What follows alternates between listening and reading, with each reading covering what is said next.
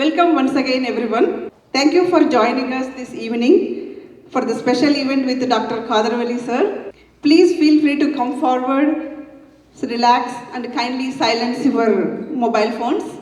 Let us now watch the brief introduction video of Dr. KHADAR VALLI, sir. And natural healing. We are honored to welcome him today to help us understand how we can reclaim our KHADAR Valley, the Millet Man of India, a visionary in holistic health, sustainable living, and our aunt Siri Sawaka proudly presents Dr. KHADAR Vallì, the Millet Man of India, a visionary in holistic health, sustainable living, and natural healing. We are honored to welcome him today to help us understand how we can reclaim our health and build a better future, starting with the urgent challenges we face today. In 2025, 7 of the top 10 causes of death in the United States are chronic diseases. Over 60% of Americans live with at least one condition, such as heart disease, cancer, diabetes, or stroke. These are not isolated numbers. They reflect the lives and struggles of millions. South Asian Americans face an especially heavy burden when it comes to chronic illness. They have some of the highest rates of cardiovascular disease, with greater hospitalization and mortality from atherosclerotic heart disease than almost any other ethnic group in the US. But the greatest disparity is in diabetes. South Asians are more than twice as likely to have type 2 diabetes compared to white Americans and show higher rates of impaired glucose tolerance and new onset diabetes. This growing wave of chronic and mental illness, especially among Indian and South Asian Americans, raises a critical question. Is the lifestyle we've adopted here truly sustainable for our health or for future generations? The evidence says no. Studies show that over 50% of deaths in the US could be prevented through early, simple lifestyle changes. And the most powerful change of all? Diet. So, how can we live a more sustainable lifestyle in this corporate, fast-paced world? How can we begin to reverse the McDonaldization of our food, our bodies, and even our healthcare, which has turned wellness into a commodity instead of a birthright? What does it look like to take back our health, habits, and homes, one plate at a time, in a way that's both scalable and deeply individual? Today, we are honored to welcome Dr. KHADAR Vallì, a visionary in holistic health and sustainable living, whose pioneering work reconnects us with nature, ancestral knowledge, and food that heals. Dr. Vallì will guide us through practical, powerful answers to some of the most urgent health challenges of our time. Dr. KHADAR Valli's journey is not just inspiring, it is transformational. Born in Pradesh, Andhra Pradesh, he began as a dedicated scientist, earning a PhD from the Indian Institute of Science for his pioneering research on steroids. His passion for environmental and food safety took him to the US, where he conducted postdoctoral research in Oregon, working on deactivating dangerous chemicals like dioxins, toxins that silently pollute our food and environment. He later served as a food scientist at India's Central Food Technological Research Institute and worked with DuPont in Delaware. But instead of continuing his career in corporate labs abroad, Dr. Vallì made a bold decision to return to India in 1997, dedicating his life to reviving ancient grains, transforming public health, and empowering both farmers and patients with natural, time-tested solutions. After returning to India in 1997, Dr. KHADAR Vallì settled in Mysore and immersed himself in reviving traditional agriculture. He noticed that many indigenous millets, once staples in Indian diets, were disappearing from our fields and our plates. These grains held powerful healing properties, yet they had been sidelined by commercial crops like rice and wheat. Through years of experimentation and patient observation, he identified 5 specific millets with remarkable potential to prevent and even reverse chronic illnesses. These were not just grains, they were nature's medicine. Dr. Vallì named them Siridhanya, or noble millets, and began advocating for their return to our kitchens and farms. His goal was simple yet revolutionary: to put real healing in the hands of everyday people, starting with what they eat. Dr. KHADAR Valli's healing philosophy is rooted in the revival of ancient wisdom. He has treated thousands of patients through a combination of Siridhanya millets, leaf-based decoctions, and in rare cases, gentle homeopathy. He strongly opposes the consumption of polished rice, wheat, milk, meat, genetically modified crops, and food grown with chemical fertilizers and pesticides, which he believes are major contributors to chronic diseases and environmental damage. Through Siridhanya and natural living, he has helped people reverse conditions like diabetes, hypertension, obesity, PCOD, thyroid disorders, infertility, and even gangrene. His mission goes beyond food. He educates farmers about sustainable cultivation, empowers communities to heal themselves, and advocates for water and ecological preservation. In 2023, he was awarded the Padma Shri by the Government of India, earning him the title, the Millet Man of India. While many know him for his work in health, Dr. Valli's vision is far bigger, to build a healthy, self-reliant, and sustainable society for generations to come. Dr. Valli reminds us that healing begins with the food we eat, the soil we protect, and the knowledge we pass on. His message is not just about millets. It's about reclaiming our health, heritage, and harmony with nature. Each of us can take a step, whether it's switching to Siridhanya, supporting local farmers, or just listening to our body's natural rhythms. This is our moment to turn awareness into action. His journey has never been a solitary one. Beside him, through every step, stood Sri Mati, Usha KHADAR VALLI Garu, a quiet force of strength, grace, and dedication. And now, his daughter, Sarala Garu, carries forward this vision with the same integrity and passion. For over 3 decades, this remarkable family has lived not just a philosophy, but a purpose, healing lives, transforming farming, and nurturing a return to sustainable, conscious living. Their work has restored dignity to farmers, hope to patients, and purpose to seekers around the world. Today, we pause to say thank you for the years of sacrifice, the courage to walk a different path, and the wisdom they've so generously shared with us all. With immense respect and heartfelt gratitude, let us now warmly welcome Dr. KHADAR VALLI Garu, Sri Mati, Usha KHADAR VALLI Garu. Please give a big round of applause for the renowned scientist, visionary, and middle class speaker,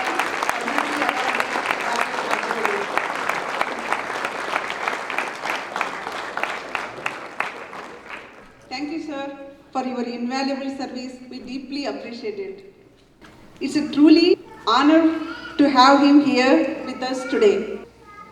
With deep respect and gratitude, I now invite Dr. KHADAR VALLI sir on the stage. I also invite Mrs. Usha KHADAR VALLI madam on the stage, who has been a steadfast support behind KHADAR VALLI sir's journey and achievement. I invite Mr. Bhaskar Vempati to honor Dr. KHADAR VALLI sir.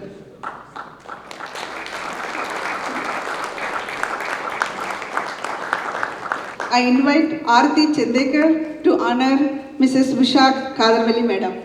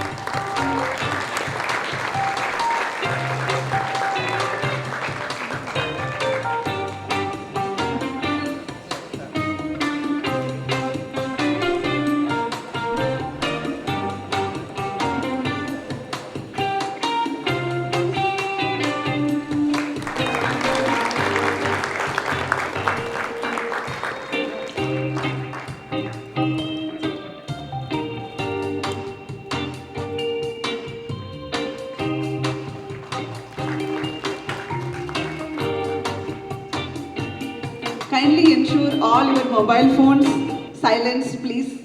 Please refrain from any videography and photography while KHADAR VALLI sir is speaking. I now have the great honor of inviting Dr. KHADAR VALLI sir to speak. Let's give a big round of applause to welcome him. Namaste. Yeah, our objective is to set back, rather mildly adjust the course that the human race is now trekking, and I personally strongly believe it's in the wrong direction and angle. So we need to get back to the course of humans so that the future generations and future life forms can have a beautiful life going into the future. The answers are simple, but the questions are complicated. Why are we here at this cross junction is the complicated question. The simple answer is we have come away from nature. 92,000 billion pigs are slaughtered every year in the last 15 years. 250 chicken are slaughtered, and God knows how many cows are milked and slaughtered. To produce 1 kilo of meat, be it chicken, be it pig, be it cow, be it goat, you need approximately 50,000 liters of water. So I told you the numbers, 92 billion pigs alone would cost so much water. 1600 million soybean, 1600 million tons of soybean, 1600 million tons of sweet corn, American sweet corn. These two are mixed to make animal feed. And then IVF, in vitro fertilization, utilization of steroids and antibiotics. We are making this heap of meat and milk.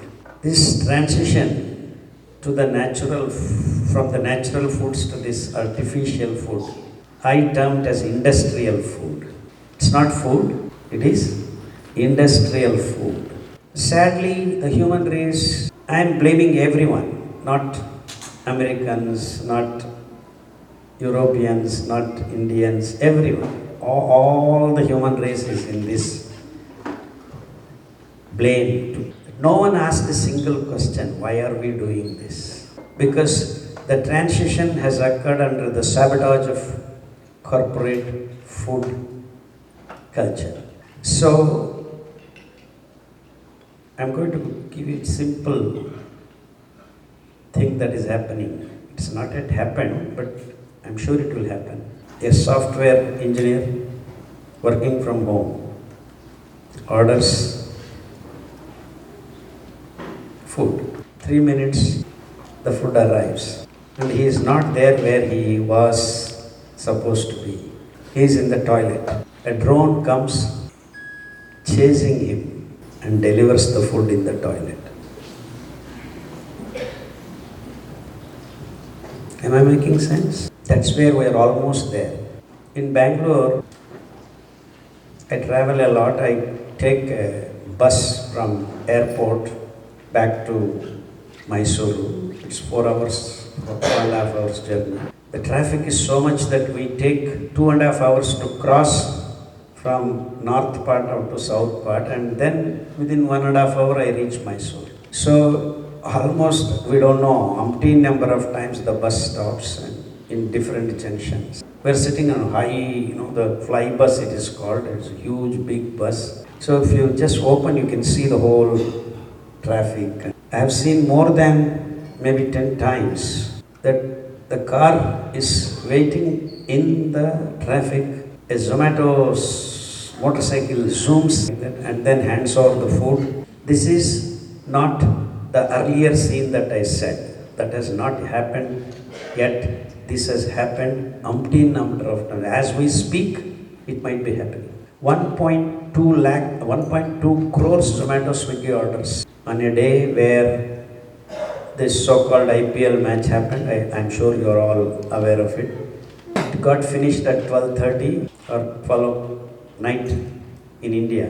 By 6 a.m., our governments have sold 40 crores rupees worth profit of liquor. Why am I giving all these examples? This is where we are. All that million tons of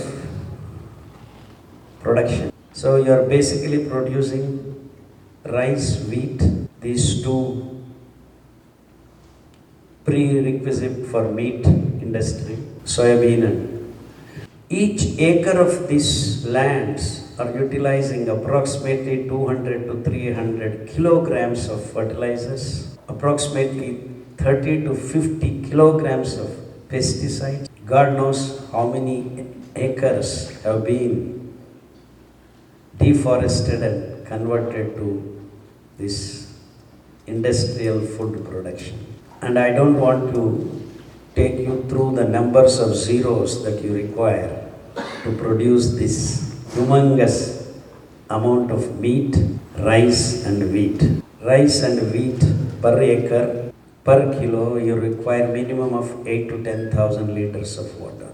13% of the agricultural land is occupied to produce in almost all the continents, agricultural land. In some places like America, Canada and Europe, it is so much that people stopped counting. And within 10 to 15 years, the land becomes barren because of the fertilizers. And so we have been losing the agricultural land, which is actually a transitional land from forest to agricultural land and then becoming barren land. So India alone, from 2000 to 2020, has lost almost 36% of agricultural land becoming desert land. And the amount of water that we have lost in India, Punjab, the so-called cradle of green revolution, the water now, ISRO has, with all high-end technology, has accurately come up with the water that would be available for next 12 years only if we continue to produce rice and wheat.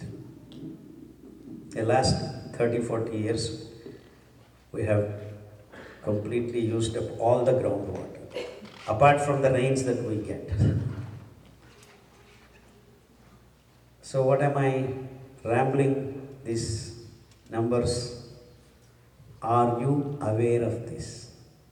And I do not want to say how much America is using, Europe is using. And believe me, it is 10 times to 50 times more than India does. A small place called Japan,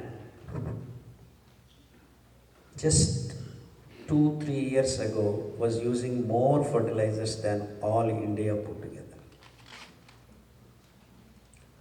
So much so that soybean, which is a so-called protein-rich,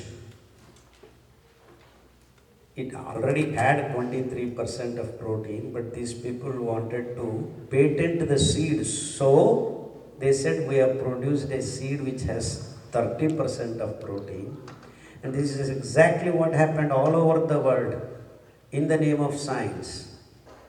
The seeds are patented, the rights of the seeds of the farmers is taken away. So the food is slowly, without anyone's knowledge, in the name of patent and biotechnology, has been taken away from farmers. Farmers became laborers for these companies.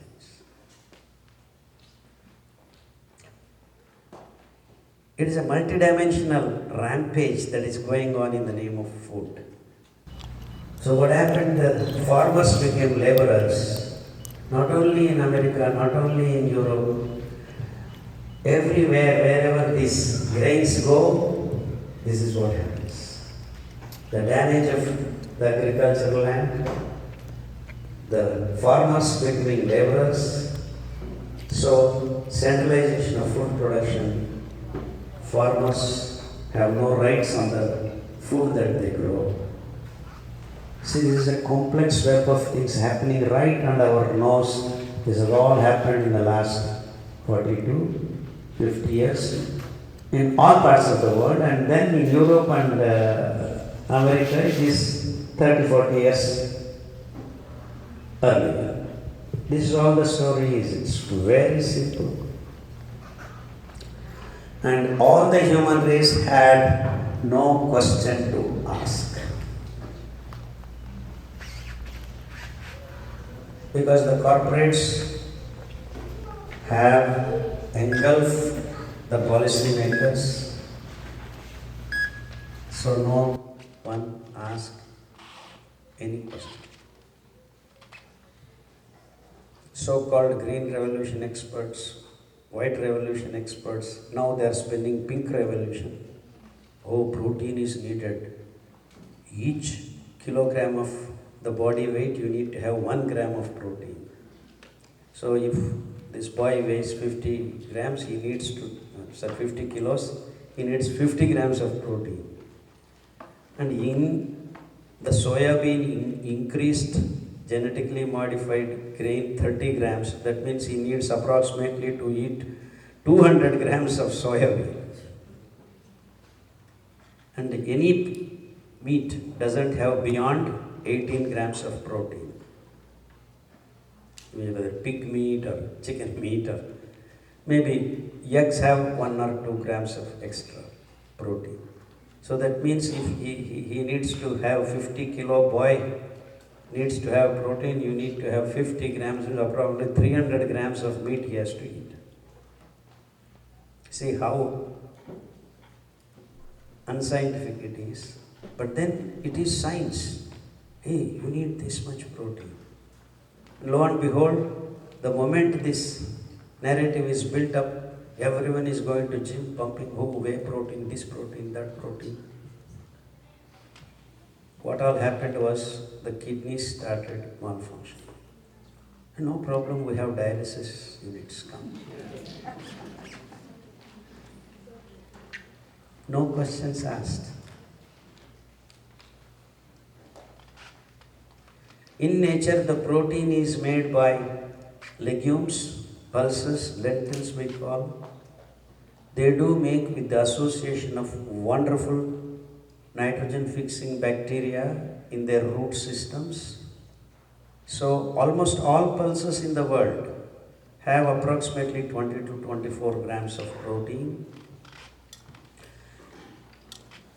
And we have no protease from mouth to till the celiac region, not even a single peptidase. Peptidase is an enzyme which breaks the protein. Peptides, the sequence of amino acids. And it is the peptides, proteins, enzymes, they make the platforms for the biochemical reactions. They perform the reactions. So the total protein content you have is approximately 4 to 5%, not more than that. And what we burn for energy on a regular basis is the carbohydrate. So almost all living forms are carbohydrate burning units. They don't burn protein. But no one has asked this question. What I'm trying to build a narrative is that we have been driven into narratives that are suited to the corporate food culture, not to the biochemical processes that we are endowed with. Am I making sense? This is not science I am talking about. But in the name of science, you have been led to believe that you need this, you need carbohydrate. What I'm trying to build a narrative is that we have been driven into narratives that are suited to the corporate food culture, not to the biochemical processes that we are endowed with. Am I making sense? This is not science I am talking about. But in the name of science, you have been led to believe that you need this, you need carbohydrate, you need fat, you need protein. This is the nutrition and you need some vitamins. So this is all that the narrative has been built, and this is science. And over the past years, then, the real science of your body, that to maintain the blood homeostasis. This is technical term, bear with me. What does homeostasis mean is that there should be certain amount of glucose dissolved in certain amount of blood. So overall you have approximately 5 to 6 liters of blood. Each liter of blood is supposed to have 1 gram of glucose. And the remaining, many of the biochemicals dissolved are very, very less compared to this. So homeostasis overall in loose term means 1 gram of glucose per 1 liter of blood. Am I making sense? 1 gram, 1 liter. 5 grams, 5 liters. This is called homeostasis. Now, why is this very important for us? If I increase to 10 grams, 15 grams, 25 grams, 40 grams, 50 grams, what happens? The blood becomes thick. Say, imagine you take 5 grams of sugar and dissolve in 1 liter and heat it to your body temperature, which is approximately 38 degrees centigrade. Now, instead of 5 grams, I put 50 grams and heat. Then what happens? You are making gulab jamun? Syrup. You make gulab jamun. So it's become thick. So now, if you eat, I went to Gujarat last week, morning breakfast, half kilo jalebi.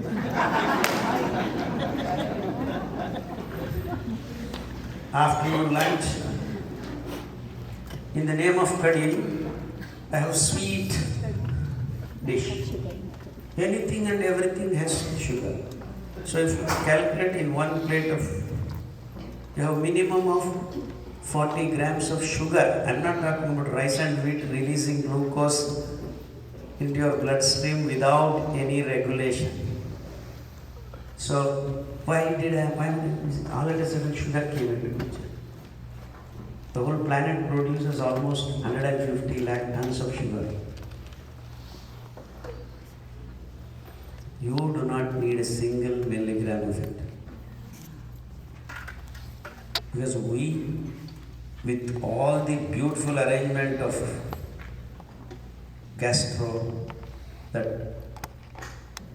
what do they call this? Elementary canal, digestive system, we are supposed to convert the complex food materials through digestive processes and release glucose into the bloodstream as the end product of this digestive process, sequence of process.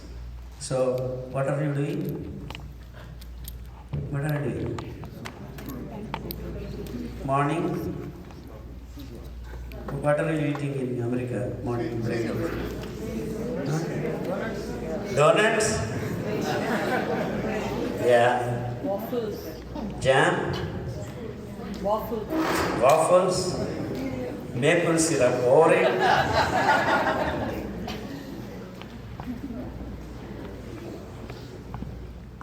Happy? Very happy. Am I right? So if you calculate just the breakfast alone, your bloodstream is pumping in more than 70 grams of glucose. Hey, come on, Dr. KHADAR, we know. We burn glucose. So what's your problem? Let it be there. Okay, let's see. How much you burn if you walk 1 hour? So I keep walking 1 hour non-stop. I am carrying this much body weight, so this much energy. We calculate, we know now, a lot of science. To walk 1 hour, you can burn 1 gram of glucose. So now 5 grams of the homeostasis has to be distributed. You need to walk how many hours? 5 hours. 5 hours. Now how much did we load? We are somewhere at 50 grams. So how many hours do you want to walk? Hey, simple calculation, boss. Tell me. 2 days. 50 grams Hey, you have forgotten your mathematics. 50 by 5, so 10 hours. Then we are still in the breakfast. Lunch. Say another, let's not say lunch we don't eat, we only eat one sandwich and this. So rice and wheat, no control, within 15 minutes they flood your blood. So 25 grams. Lunch we eat light and we have to work, otherwise you sleep. So okay, 25 grams. And how many hours? Another 5 hours. Then evening, 5-course meals, 10-course meals, and so another 50 grams. So another 10 hours. How many hours? 25 hours. How many hours are there in a day? 24 hours. Are you walking 24 hours at least? No.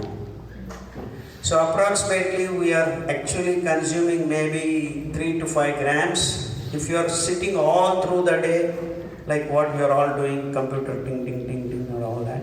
And even poor boys and girls, young fellows are also now stuck with these phones and then ding ding ding. Earlier at least boys and girls used to run around, if not anything. So that means if you do this so-called sedentary life of 24 hours a day, of course night you are sleeping, even to sleep, breathe and you do need 3 to 4 grams of glucose for 10 hours of sleeping. And if your brain is working this and that, that also requires heightened levels of glucose consumption because you need energy for the neuron systems to work. So another 5 grams or 10 grams. And just in the house here and there, just we are breathing and walking and whole 12 hours we spend in another 5 grams. So maximum you require is around 25. I'm just telling balance sheet, I'm trying to give you the balance sheet. So per day you can, without even walking, without doing anything, you can spend around 25 grams of glucose. So the maximum you can consume, the word consume is very important, is around 35 grams to 40 grams. Okay, extra little bit tummy I want. Look. See, now you see why obese people are there. Why? The excess glucose that has come.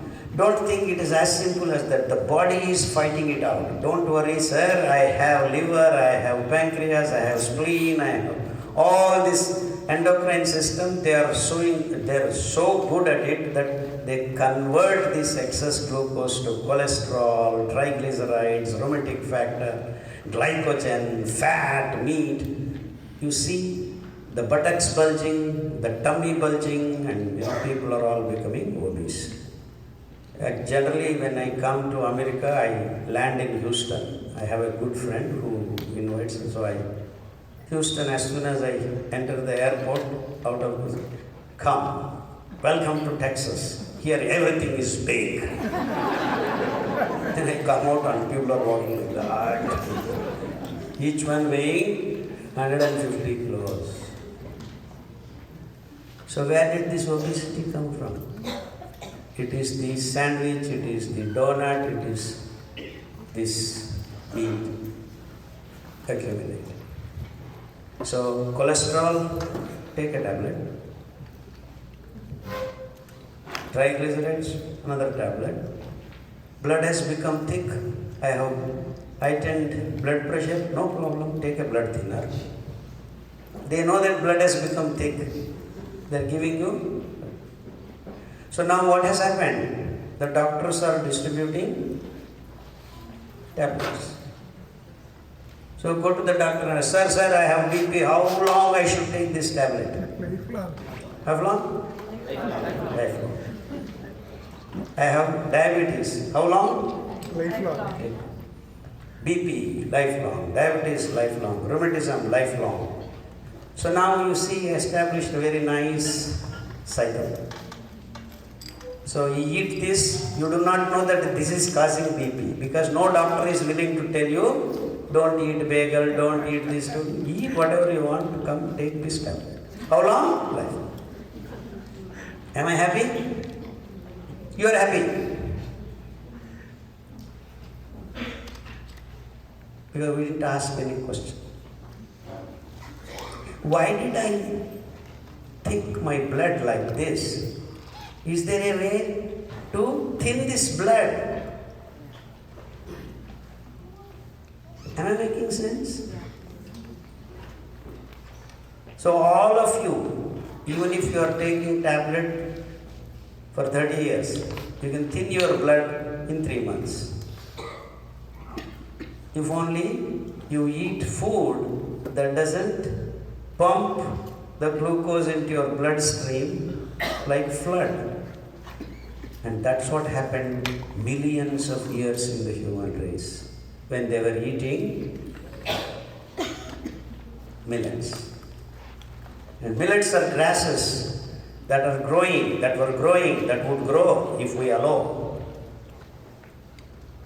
Millions of years ago, the dental reminiscence in the archaeological diggings have clearly said, I think 178,000 years ago, diggings clearly showed the evidence that humans in the dental reminiscence have the C4 grasses and its grains. Nothing else. So the early food of humans, as we have been made to believe by its Western thought processes, hunter and gatherers. As soon as you brought and you take a hit, where will you eat? So start eating meat, which is not true. Not only in American continent, any continent, it is not true. Everyone ate millets. Brown top millet is known as American millet. Even today, Colorado grows millions of tons of it. But the FDA writes on it, not for human consumption. So all over the world, they believe FDA as the apex body of science, and India also agricultural science, not for human consumption, bird feed. And that's exactly what these Green Revolution experts told, ran the narrative. All over the planet, people have been eating primitive food, coarse grains, bird feed, animal feed.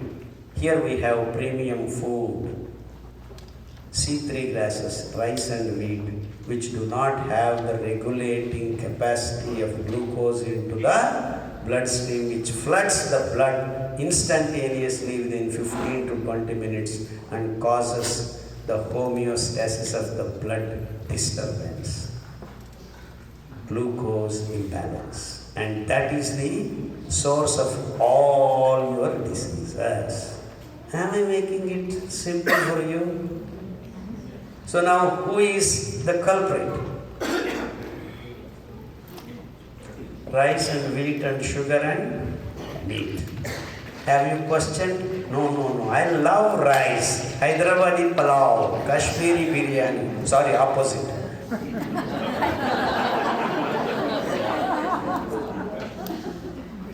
Zomato, Swiggy. Order.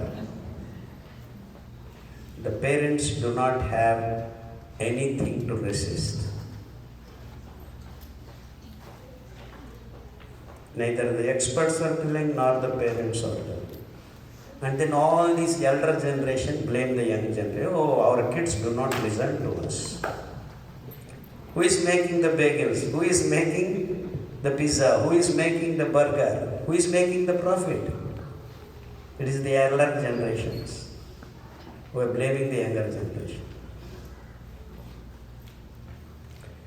So much so that we have young boys and girls diabetic, type 1 diabetes.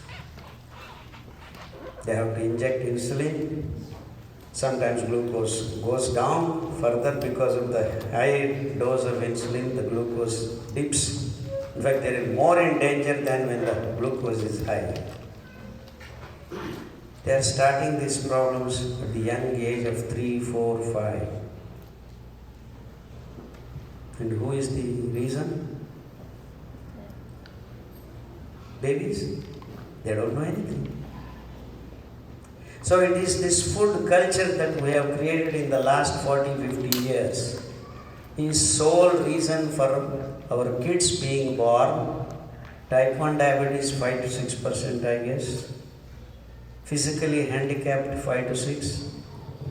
They earlier they used to say 8%, now they are correcting. They are bringing, this again plan for narrative. Okay, let us take that numbers only. I don't want to have any contest with these numbers.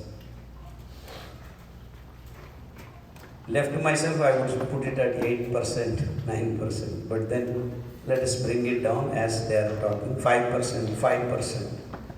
ADHD, attention deficit hyperactive syndrome, more than 5%. Mentally retarded 5%. Physically handicapped 5%. And I believe in Europe and America, girls and boys more than 5 to 7% do not know who they are. They don't know what sex orientation they should be in. They're confused. It's all because of hormonally imbalance that group is emerging. So who disturbed the hormones? The unnatural preparation, synthesis of this eggs, meat, milk, heavy dosages of steroids and antibiotics while producing these products. Invariably, they are called actually residues. I mean, all of it does not go, but the residues are enough to disturb your hormonal balance. So much so that in America and Europe, the young girls at the age of 6 are menstruating. So all over the world, these technologies are imported, and now we have the average age of girls getting matured, the menstrual cycle beginning, used to be 15, 16 in every part of the world, including America. Now it is age 8 or 9 they are menstruating. And direct result of this white revolution is that women started having hair on their upper lip. I have no problem, beauty parlors. You can laugh, you can smile. This is what is happening. And the hairlines have started receding for men because they started losing their sperm. So much so that last month I went to England, toured from Lancaster to London. I had to look where are the English fellows? Not seen. 5 to 10% only are available.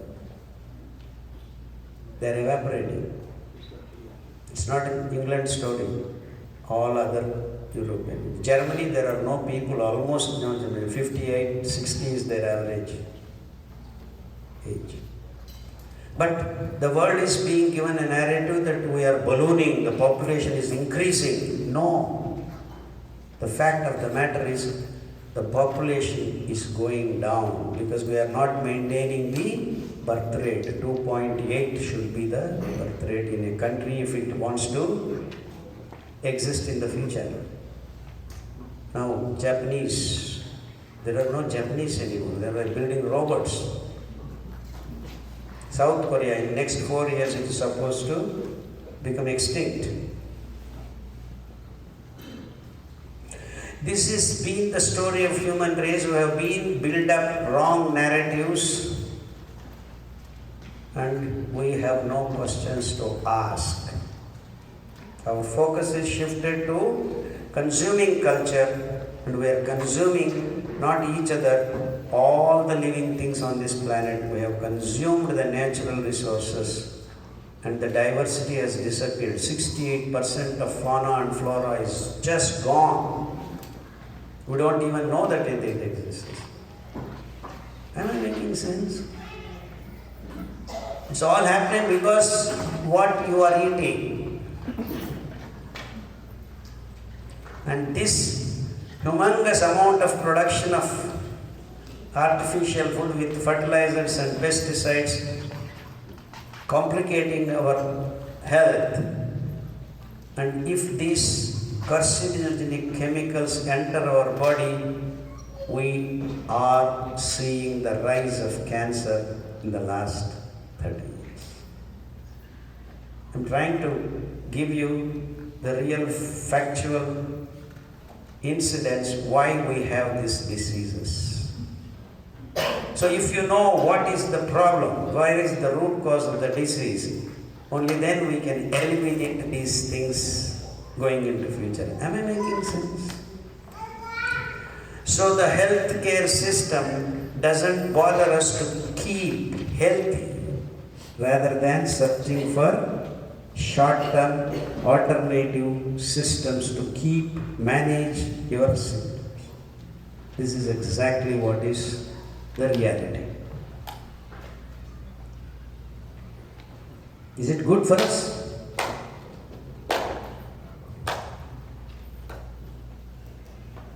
It's not good for us is okay.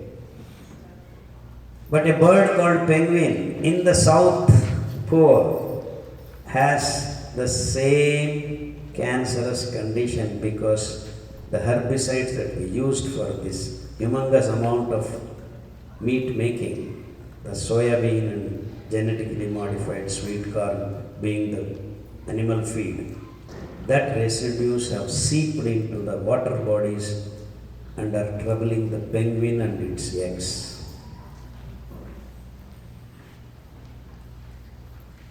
Sarve janaha sukhinho bhavantu. What it means is that let everything born on this planet be at peace and joyful.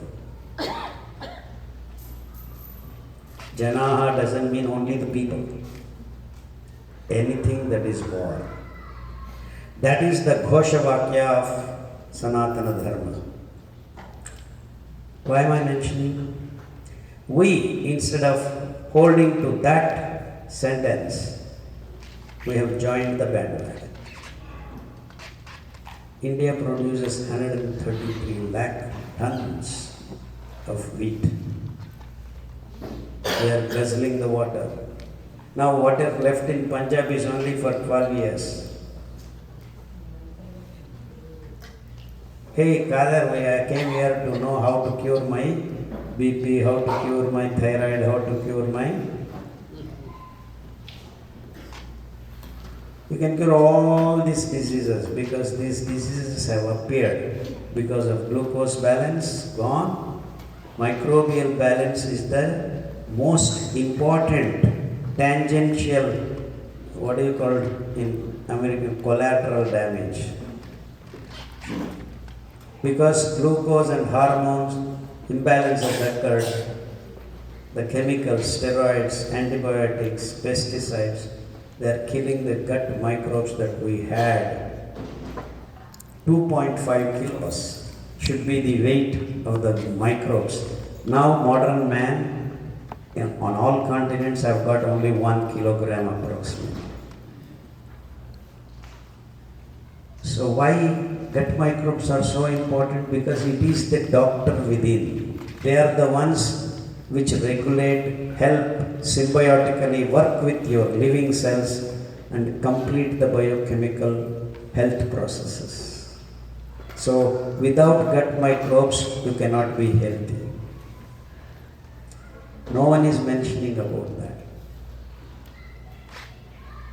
Am I making sense? So in this, where did I keep my phone again?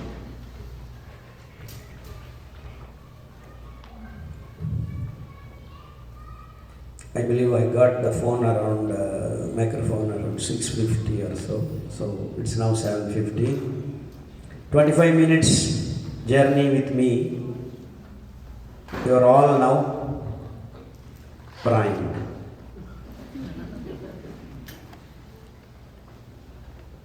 Now you know where is the origin of the disease. We have disturbed our bodies existence with these three imbalances. So how can we get healthy? How can we get healthy? So how can I fill your tummy? Tummy means actually is a misnomer. Gut is actually just below the tummy. That is, tummy means the stomach. There is a wall, it opens, it releases its digestive metabolites and the digested products into the celiac region they call. C-E-L-I-C. Celiac region. That's where the gut microbes inhabit and start helping the absorption of nutrients, distribution of nutrients, making some transporters, transmitters, regulators, all these wonderful background platform jobs is done by these gut microbes. It's like, imagine a flight comes in to the airport, then you have ground facilities. There's a bus, this fellow says after getting down the aeroplane, so many things go on unnoticed. Like that, these gut microbes do all the necessary things for the proper digestion, proper distribution of the nutrients, and not only that, the toxic morbid waste that we generate when the action takes place. They are identified and sorted out so that you have Mala Mutra Sweda Nidra. So your shit comes out properly. Your shit is made properly. Your bowels move properly. In fact, the other day one patient came and said, we'll correct your gut microbes. There is a dish called ambali. In South India, we call fermented porridge ambali. How do you make it? Very simple. Take 5 grams of these millets. I have not talked anything about millets. We will talk now on. 5 grams of these millets, and I will tell you the differences between rice wheat and millets. Then soak it for 8 hours. What do you do? 8 hours I have to soak. I didn't ask you to soak yourself into the water 8 hours. No, the problem is when you say, I don't have time. What are you talking? Say 8 hours. This is what they mean. 8 hours I have to soak. So please soak 8 hours. You don't need to bother. Just 1 minute job. Soak in the night. Get up in the morning. 8 to 10 hours. Half liter of water. How much? 5 grams. Half liter of water. Then cook for 5 to 10 minutes. It gets cooked. Then tie it up in the mud pot. Can we have that picture, Ramesh? Book, protocol? When you see it, it becomes clear for you.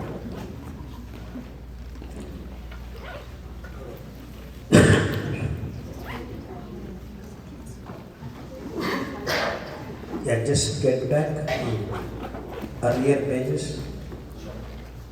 You people can read that far? Okay.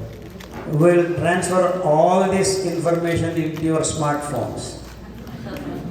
And you can read. Sir, one more. Just go earlier. Now you have to. This is the first page. The Siri Jivana, the science and art of living.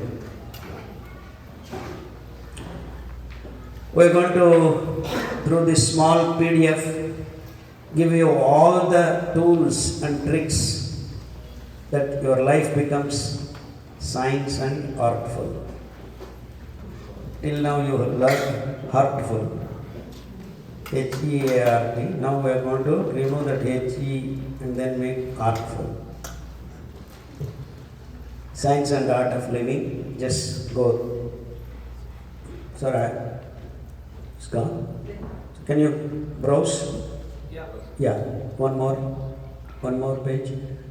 See, a lot of information on the millets, the 5 millets that can heal you of any disease. Go ahead, just, yeah, this is, I will come back to this page later. Okay. And this is the page that is very important for you, do's and don'ts. And if you just have a browse through don'ts, this is all that we are doing, everyone. All things that we are doing scientifically, when you analyze, that should not be done by any one of us. So we have figured out the alternatives in each and every section. So I actually requested Parvati and the organizing team to make this A4 size or whatever, A1 size, and distribute to everyone. And you keep on your fridge or walls every day, go this side, that side, read, and it enters your brain. Then slowly and steadily, if not today, if not tomorrow, if not after 3 months, at least after 6 months, you will start changing. Go ahead. Just one more page. This will come later. One more. Yeah, one more. Go ahead. No, you are going up. Down? Yeah. Then next. Yeah, please run through. 6, 7, 8, 9, 10. Next. 11, 12. This is what we were talking about. How to make ambali so that we can have our gut microbes from 1.1 kilos to 2.5 kilos. So take 5 grams, half liter water, soak for 8 hours, cook for 5-10 minutes. Now we have cooked this thin porridge is here, tie a cotton cloth. Why only mud pot? We are going to ferment. Invite the microbes to come and be part of this porridge so that when we drink it, our celiac region gets this wonderful microbes that settle down and slowly start helping us. So now if I take 1 millet for 2 days, we have a set of 18,000 diversified bacteria, gut microbes settling in. Now after 2 days, I do the same process with another millet. Another 18,000 to 20,000 diversified microbe we are settling in. So if I repeat 10 days, 2 days each with different millet, lo and behold, in matter of 6 weeks to 6 months, your gut microbiome is replenished. So then later onwards, you don't need to do this on a daily basis. Once in a week you can skip. Every day go this side, that side, read, and it enters your brain. Then slowly and steadily, if not today, if not tomorrow, if not after 3 months, at least after 6 months, you will start changing. Go ahead. Just one more page. This will come later. One more. Yeah, one more. Go ahead. No, you are going up. Down. Yeah. Then next. Yeah, please run through. 6, 7, 8, 9, 10. Next. 11, 12. This is what we were talking about. How to make ambali so that we can have our gut microbes from 1.1 kilos to 2.5 kilos. So take 5 grams, half liter water, soak for 8 hours, cook for 5-10 minutes. Now we have cooked this thin porridge is here, tie a cotton cloth. Why only mud pot? We are going to ferment.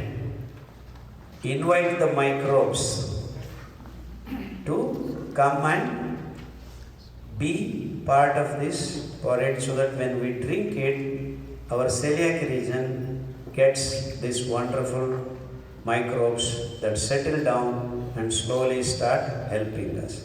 So now, if I take one millet for 2 days, we have a set of 18,000 diversified bacteria, gut microbes settling in.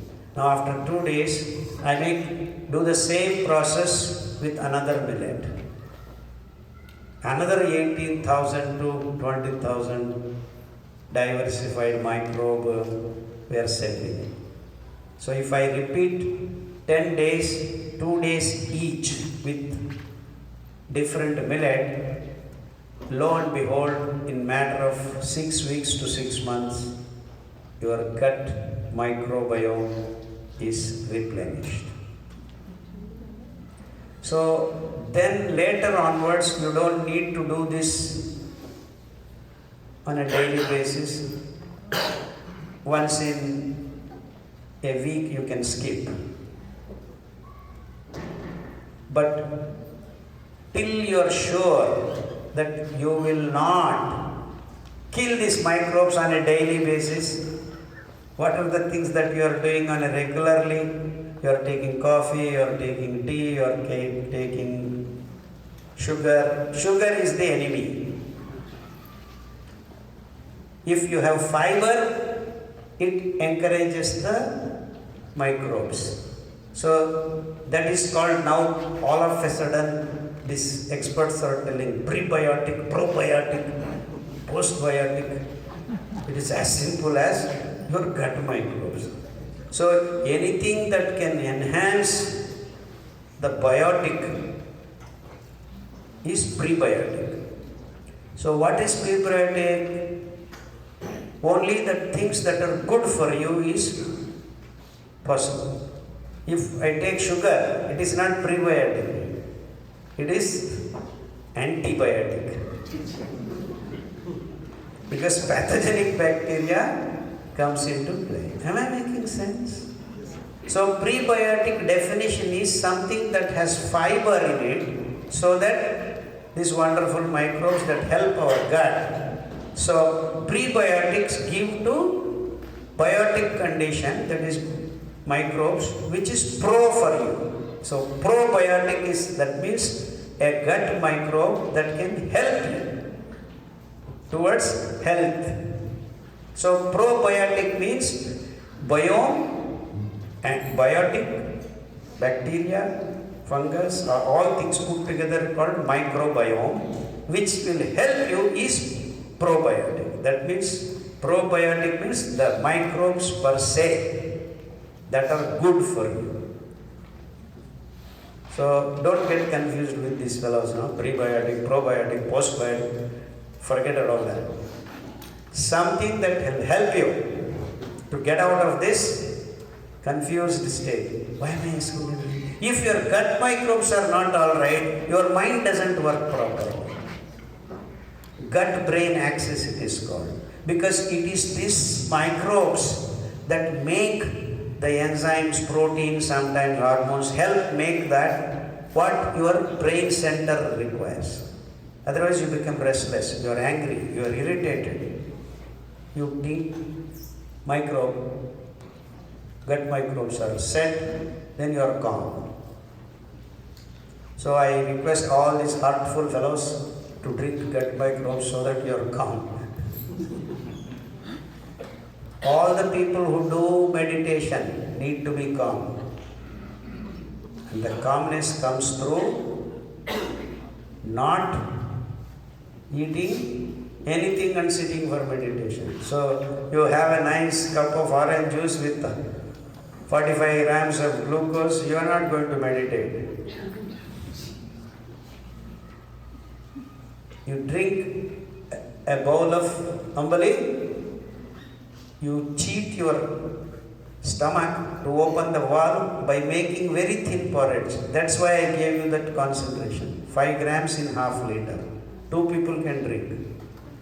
So if you have 1 kilo of a millet, almost 500 people can have. So 1 kilo of millet is say $2 or $3. For 500 people, you have made your microbial balance corrections. So within 6 weeks, every day $3, 500 people we can help. So 500 people can be set with $3 into 6 months. That is 180 days into $3. That is $5,040 or so can help 500 people in a matter of 6 months. So approximately $100 per person. Now they have coming with probiotics, each tablet costing 8,000 rupees, 12,000 rupees, and that prebiotic probiotic capsule is actually wrapped 2 or 3 microbes with a plastic wrapper. Why am I making this? It is so cheap. The real thing, the real 24/7 doctor is so cheap. But now if you go to a multi-specialty hospital, you have to pay so much money. The science and the right thing is very, very, very cheap. So a common man, an auto rickshaw driver or a laborer in the village can have his health reversed. Let the disease be cancer, type 1 diabetes or CKD. We will just see one testimonial. Oh, yeah. Can we switch off the lights a little bit?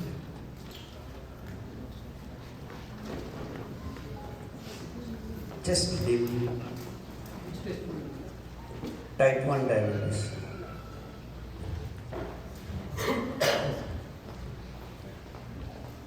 Are you with me? Yes. Don't be so serious, huh? It's pretty damn easy to get rid of this diabetes, BP, thyroid. Hi, I'm Shruti. I'm from Bangalore. Last year. Good. Now, from the lifestyle, the town. Yeah. Welcome to Dr. KHADAR Lifestyle.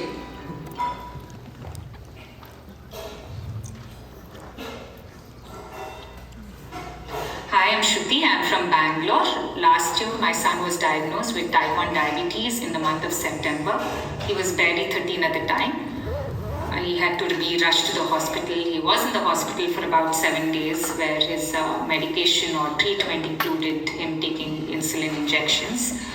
And even when we got back, we were told that, this is how his life is going to be, where he has to manage his blood sugar levels only with insulin injections, and that he had to take it for about 4 to 5 times a day. And not just that, in the middle of the night, we had to check his blood sugar levels every day so that he doesn't enter a hyperglycemic state. And that is very painful to see, right? Thankfully, on the 9th day after his discharge, our very close relative, because of his experience with Dr. KHADAR, recommended us to go consult him. So I took my son along to Mysore, and we saw Dr. KHADAR. Dr. KHADAR immediately put us at ease. He said, my son does not have to be dependent on insulin injections for the rest of his life, that there was another way that included switching to a millet diet, stopping anything that was processed, stopping milk and milk-related products, switching to an organic diet, and following a good physical regime, that is a good exercise routine. And immediately we started that. Also, Dr. KHADAR, in his disease protocol, he recommends, for diabetes, he recommends taking concoctions of certain leaves in the morning and having bull-driven oils. There are 5 types that he recommends for diabetes. So we started doing that for my son. And in a week's time, we could see how his insulin dosage had to be reduced. Right? For every meal, in fact, we had started giving him lesser and lesser because his blood sugar levels were getting controlled with lesser dosage of insulin. And believe it or not, at the end of 1 month, we could, stop his medication completely. He was just managing it with whatever Dr. KHADAR recommends, with the millet diet, with drinking the concoction of certain leaves, with the bull-driven oils, and following a healthy regime. So we are extremely indebted to Dr. KHADAR for his timely help. We are grateful to him because he's been our savior. And I recommend that everybody follow Dr. KHADAR's protocol. Even if you're healthy, please switch to a millet diet. Stop eating gluten and rice because it does more harm than good to our bodies. All of us at home eat whatever my son has to eat to manage his health, and that is great support when you do that. And we can see the difference even in our health. So thank you again, Dr. KHADAR. You've been our savior, as I've mentioned time and again. And I recommend that everybody follow a millet diet to stay healthy, to stay stronger, and to be happier.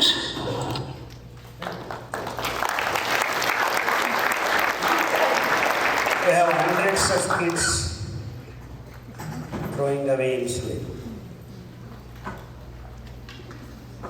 And lakhs of diabetic patients, type 2, gotten rid of their tablets.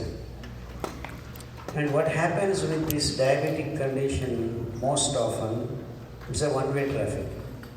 You take the tablets, and after 2-3 years, you get into insulin. After another 2, 3, 4 years, you have retinopathy, you have kidney problems, you have gangrene problem, you have... This goes on, and ultimately your life is miserable. And you can heal yourself. In fact, we had a very heart-touching incident in Bangalore. There was one auto driver, riding auto. He's diabetic.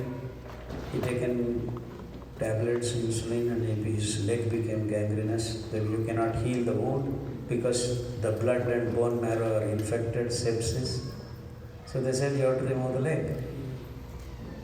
And if you remove the leg for an auto driver, what would you do? So somehow he heard one of my lectures, not he, his relative, cousin. Then he said, you should do this. He said, I have to go driving. He said, he bought a iron bandli, we call, put some coal, and then started making this ambali. So he puts the soaked thing, and then wherever he finds time, he boils it and then ties the body and put it in the sand in his auto down so that, and then he started drinking. Morning once, evening once. Within 3 weeks, his wound started healing. And within 3 months, his leg became normal. And his HbA1c, which was 9.8, came to 4.9.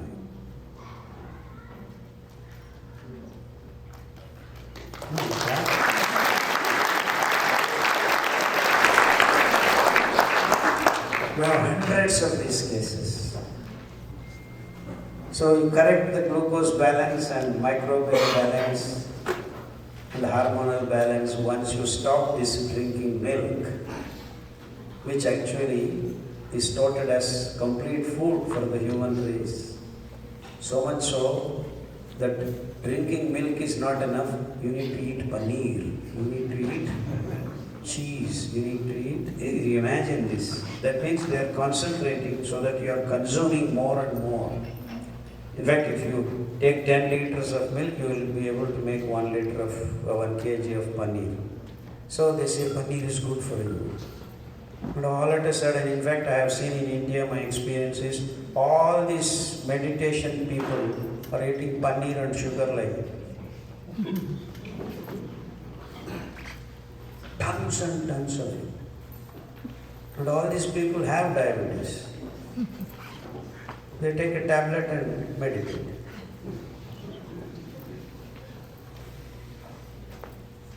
So if you drink the ambali, you start correcting your microbial balance, and the millets are the wonderful grains because they grow everywhere.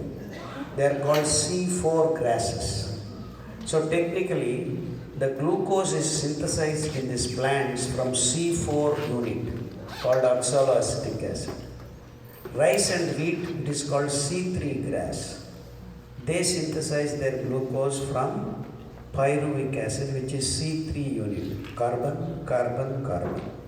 And carbon 4 unit is oxaloacetic acid, C, C, C, C. So this becomes ascorbic acid, then citric acid, you get to glucose. This pyruvic acid, oxaloacetic acid, ascorbic acid, citric acid, then glucose is formed. So this C3 to C4, if we give more water, it yields increase. That's how the rice and wheat are chosen by these corporates with the fertilizer and pesticide and water, building dams. They said we are making premium food. While doing that, they stole the rights of the seeds. Very nice setup.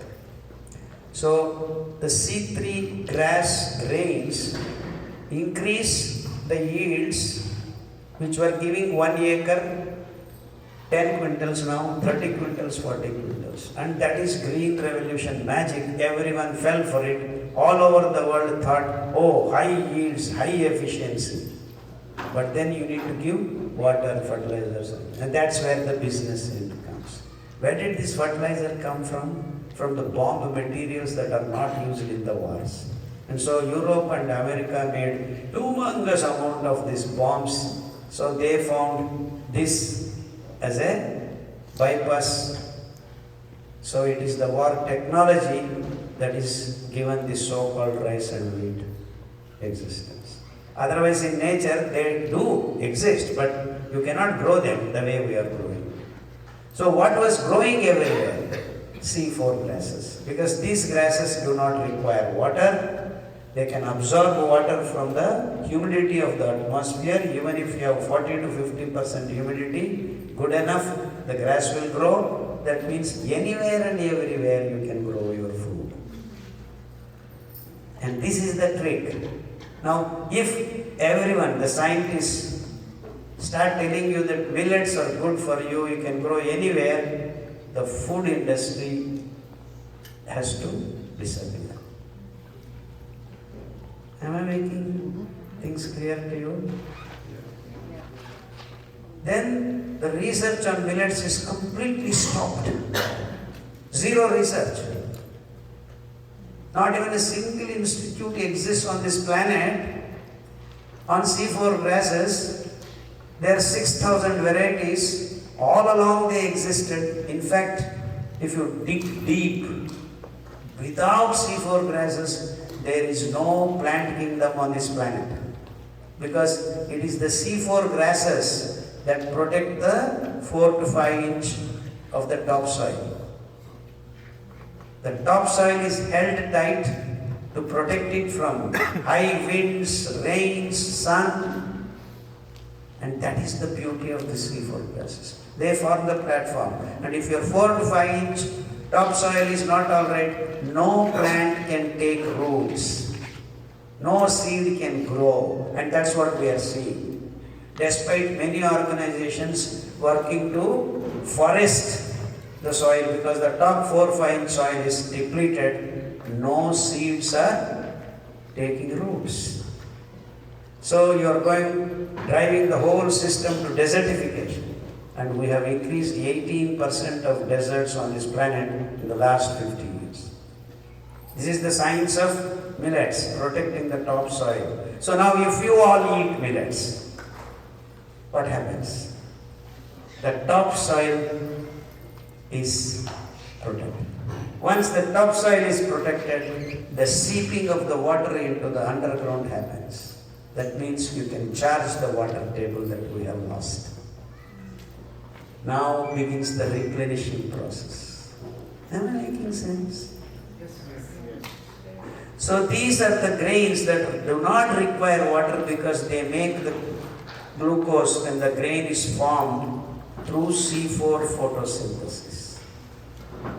These are the grains that use water and natural resources, guzzle the water, and make your grain, which does not have a regulatory power to release glucose into your bloodstream. And millets, on the contrary, because they are C4 grasses, because they don't require water, the carbohydrate, while being formed, is also encirculated with the fiber content. And that's how these grains become prebiotics. Rice and wheat is antibiotic.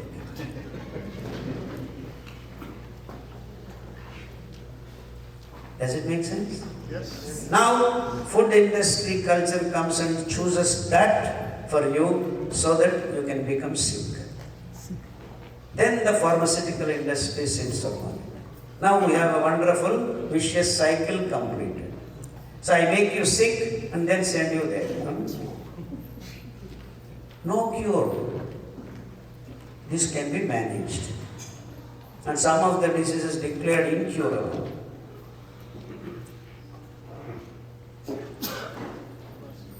Imagine I have an accident. My skin is bruised. How many days it gets healed? 3 to 5 days, I have new skin formed. Now I have little bigger accident, I have lost a lot of blood. So I get blood transfused and that will say, don't worry, in 3 months you will get your blood cells. What does it mean? That means blood is synthesized once in 3 months. So even if you do not have accident, every day your blood is dying, new blood is formed. So 3 months your blood is replenished. Now imagine you have the same accident, your bone is broken. You get a cast and then in 6 weeks the bone gets set. After 6 weeks you come, we will remove your cast. Am I right? And then if your liver is strong, you have 6 weeks, the regeneration takes place. If your kidney fails, you need 7 years to replace the nephrons. If your brain has any problem, nerve cells, you need 7 to 9 years to replace. So what does that mean? That means every day you are dying and every day you are being born. But you are all thinking, I will be born once and die once. But actually, every 7 years, now if I take all the other organs are within 7 years. So, KHADAR 7 years back and KHADAR now is totally a new fellow. I have no single cell that is existing which was there 7 years ago. That means we are being replenished. What does that entitle to? It means when something dies, new thing is coming. Something dies, new thing is coming. So that means there is a balance. Now if 100 cells are gone, 100 cells are formed. What if 1000 cells are formed without control? That is called cancer. Now a mother is feeding baby, some cells are gone, but if you are healthy, exact number of things are replaced. So now bone cells, extra formation happens because you have hormonal imbalance and then it becomes a cancerous condition. And that agents are the fertilizers, the chemicals, the steroids, the antibiotics we are filling, so much so that our food is laced with poisons. So now the cancer condition is arising because of the way we are producing our food, which is disturbing the balance of life and death itself. Life and death means today is born and after, that's not the life and death. And actually we are not dying once, we are dying every minute, we are being born. And that is the life and the death cycle. In every living organism, it is happening. If it is a higher form of living thing, I'm not talking about bacteria and all that. In fact, that is also in the colony form, they are also doing the same thing.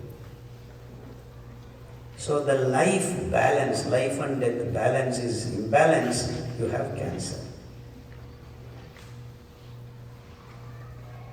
So who is causing? Punjab. 40% of cancer patients. Anywhere you use chemicals, this is increasing. Every so-called developed countries are harboring cancer patients. So why am I putting this across to you is that you can cure even the so-called cancer if you can bring back the balance. Who can do it? The gut microbes, the fiber. Simple. In fact, we have found that to be true.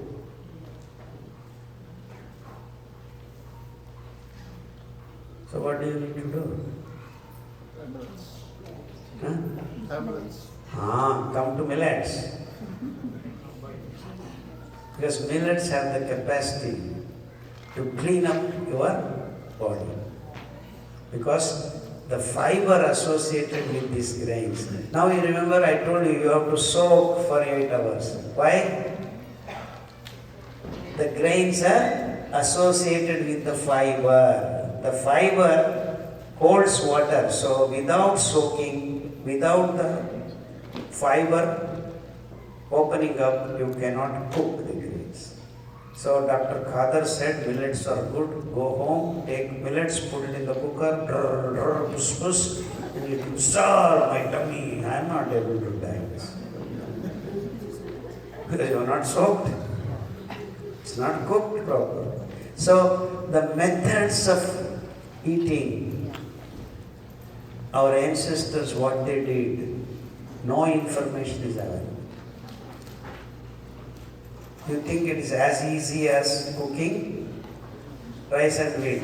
Why we actually had last 20 years one advertisement. Noodles. No need of mother, no need of father, you only can make. 2 minutes. Just put it in boiling water. Because there is no fiber. Because there is fiber, you need to soak these grains. Foxtail millet has got 8% of fiber. Koda millet has got 9% of fiber. You can go to the table.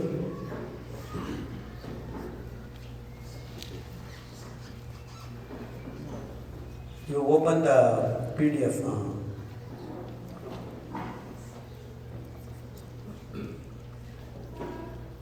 No, it's earlier. Slow.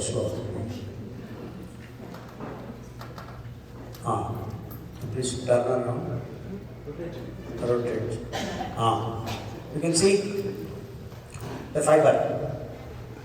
8 grams in foxtail millet, 10 grams in barnyard millet, 9 in kodo, 9.8 in little millet, 12.5 in brown top millet. And you have pearl millet 1.2 grams, finger millet 3.6, proso 2.2, great millet 1.3, desi corn 2.7. And in rice you have 0.2 grams and wheat 1.2 grams. But the difference is this fiber is just on the upper layer only. Once you remove that, it's complete carbohydrate. Whereas this millet, great millet has 1.3 grams of fiber only, but it is associated with the carbohydrate, is encirculating the whole carbohydrate material. So, though this and the fiber, this fiber are almost same, though nature of the fiber is different, the way it is structured is different. And wheat, no one has any fiber because you are making maida, atta, and then your pizza, burger, bagel, all these things you are aware of. And that's why when there is no fiber, and what does fiber do other than making microbes, removing the glucose or releasing the glucose slowly and steadily? It also makes your gut microbes and then makes the bowel movement because of the fiber. It becomes hydrophilic and you make the shit properly and then your bowels move easily. You will never ever be constipated. In fact, the Europe and Western countries every day have to take isopgol to evict their purpose. Am I right? So you will never have constipation. In fact, I was telling you, one person, sir, I started taking Ambali, sir, I have to go twice a day to the toilet. Then I said, how many times were you going? Sir, once in 3 or 4 days I used to go. And he thinks that is right.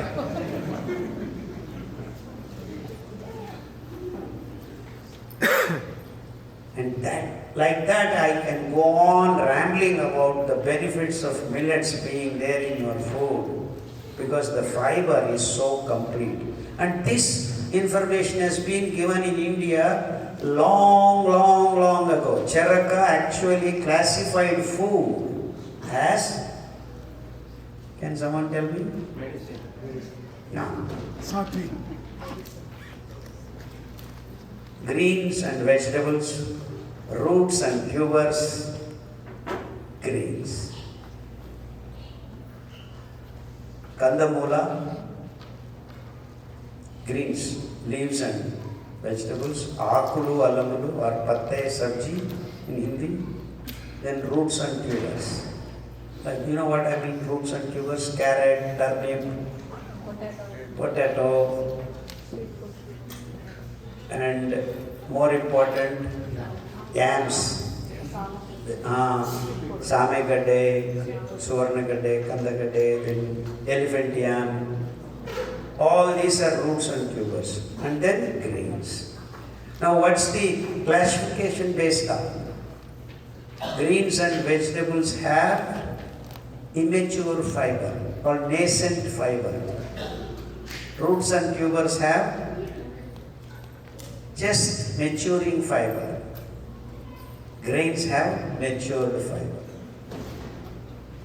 So the matured fiber has high antioxidant properties. That means a lot of inflammation in our bodies, be it in the brain, be it in the kidney, be it in the liver, can be negated when you eat these 3 classes of food.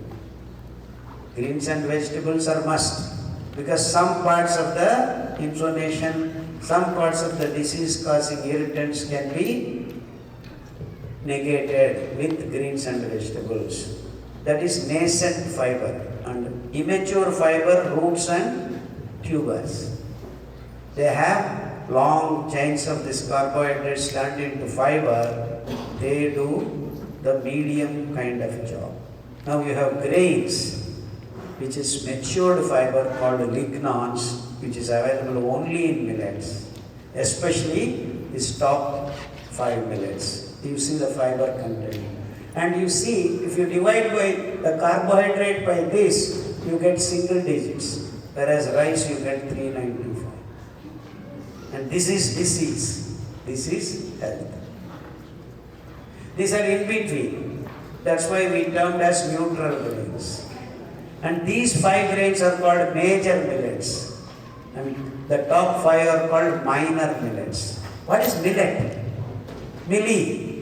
Milli means 1 by 1,000 in French language. So, chiclet, piglet, booklet like that, millet. There are more than 245 millets out of 6,000 varieties of C4 grasses.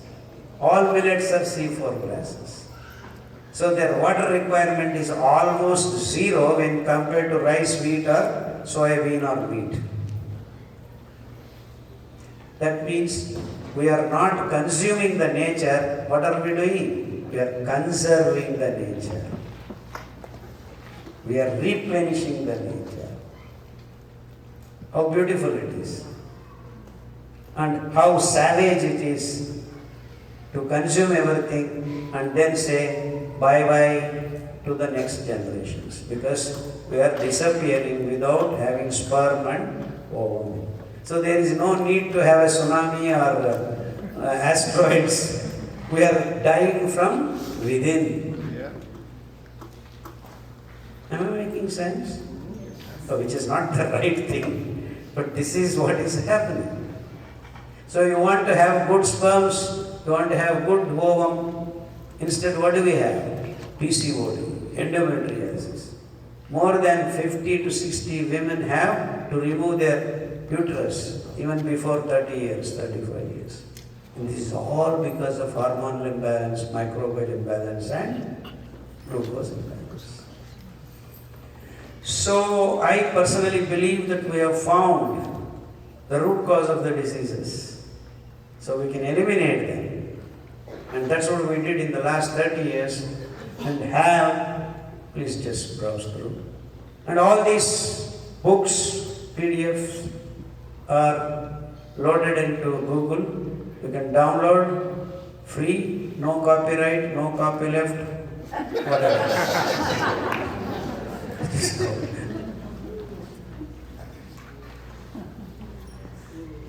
Yeah, I will come back to that page again. Yeah, please go ahead. So this is for all the people, whether you are healthy or not healthy, you need to read the first 15 pages or so, depending upon each PDF. We have all languages, all Indian languages, Odisha, Gujarati, Marathi, Punjabi, Malayalam, Tamil, Kannada, Telugu, Hindi, English, all languages we have. Please go through. And here, we'll stay in one of the, please come down. Please come down. One protocol we will go through, understand it, what it means. Yeah, just come down. Yeah, good. Yeah, one more. Yeah, actually this is good one. Obesity. So all Texans can.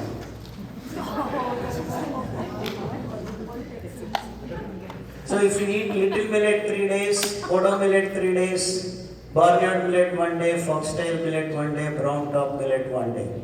You will get it in your smartphone, you can see. I'm just going through one. So that means you have to eat little millet for 3 days. Morning, afternoon, night, if you are eating 3 times. Nowadays doctors are telling eat 5 times. In fact, you are supposed to eat, you are used to 3 times. Till you are 40, 45, you can eat 3 times. Once you are 45 and above, please switch to 2 times. Remove the lunch. Eat well in the morning, and then you can have 1 or 2 fruits if you want to. But don't eat all bazaar fruits. You will become cancerous. You eat organic fruits without chemicals. Okay? Then evening time, you can have 1 more meal. So before you eat meal, what are you supposed to do? You are supposed to drink Ambali. So that's what will prime your body. Sir, I ate millets, I couldn't digest. Because you didn't cook them properly and you don't have gut microbes to help you with. So anyone, whether you are sick or no sickness yet, you follow Ambali first. That is a mandatory for everyone. So whether you follow this protocol or this protocol, see people want to lose weight, people who cannot gain weight, they can also gain if they follow this. So it looks like you are having the same sequence of the food, but then the leaves, decoctions are different. Okay? So like that we have made protocol for almost all the modern day diseases. Please run through. Go ahead. So gastric problems, GERD, esophageal, it is called gastroesophageal reflux disease, acidity, then Parkinson's. Nowadays in Indian context, just now entering, because we are slowly copying the same things there, the diseases are also happily appearing there. But in America and Europe, this Parkinson's and Alzheimer's are plenty. So you could get rid of them. Kidney stones, gallbladder stones, pancreas stones, we can remove them. In fact, many cases of these stones in different parts, they remove through laser, they remove through operations, but over a period of 1 or 2 years, again it appears. In fact, in In India, many people actually have kidney stones keep coming. So many doctors say, this fellow has got stone factory in his body. Yeah, they keep producing every year, one after the other keep. So we have the solution, and this is a permanent solution. This is permanent solution. So we will not ask you to go to doctor lifelong. Instead, we want you to eat these things lifelong. In fact, many times we have cured a lot of diabetic patients. After 6 months, they come and say, Doctor, I am doing good. Can I start tomorrow onwards normal food? So I have made him eat abnormal food. That's what he thinks. And he wants to go back to Kashmiri pulao and Hyderabad biryani. This is what is the problem. See, our minds are so fogged that we don't understand. Even after becoming healthy, we want to eat that unhealthy food. So the food that we are eating is causing ill health. So food has to be defined is something that gives you health. So if your food is right, no medicine is required. If your food is wrong, no medicine works. Happy?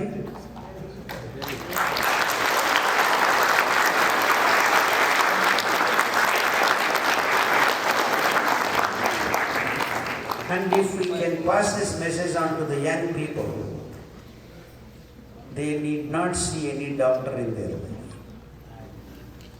So we will eliminate the need for doctors. Of course, accidents, emergencies, we do need them with all due respect. But the way now it is happening, we are actually running through this vicious cycle of creating disease and managing that, and then entering deeper into deeper disease cycles, and especially ending our lives in emergency rooms.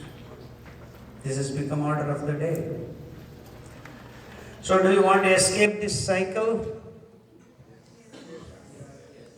Krishna Bhagavan said, Yukta aharasya, Yukta viharasya, Yukta swapnavashanti. Good sleep, good food, good thoughts, plus yoga will eliminate suffering. So we are now at a position we have not defined what food is yet, human race. So let's define food. Food that nourishes us, food that gives us health, food that nourishes the planet. That should be the connection.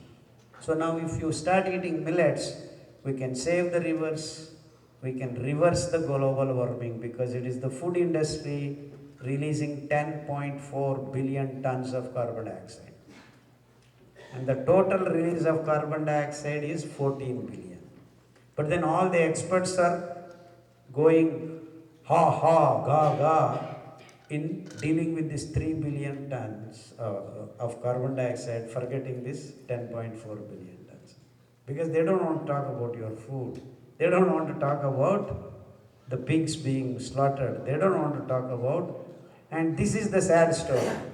How can the soya bean be sattvic food for you? How can rice be sattvic food for you? How can these vegetables that are being sprayed with chemicals be sattvic food for you? This is my question to the human race. Just because it is coming from the plants doesn't mean it is sattvic. You have killing the life forms on this planet. The dolphins, the whales, the fish. Oh, vitamin B12, salmon, kill them. Vitamin B12 comes from the ambali, not from the meat. But then all the experts have made the narrative, oh, vegetarians will not get vitamin B12, so you need to eat meat. Many Brahmins who have come to America, they don't eat meat, but they don't the meat. But then all the experts have made the narrative, oh, vegetarians will not get vitamin B12, so you need to eat meat. Many Brahmins who have come to America, they don't eat meat, but they don't tell the kids not to eat meat, they are eating meat. So the wrong narratives are making this food industry run.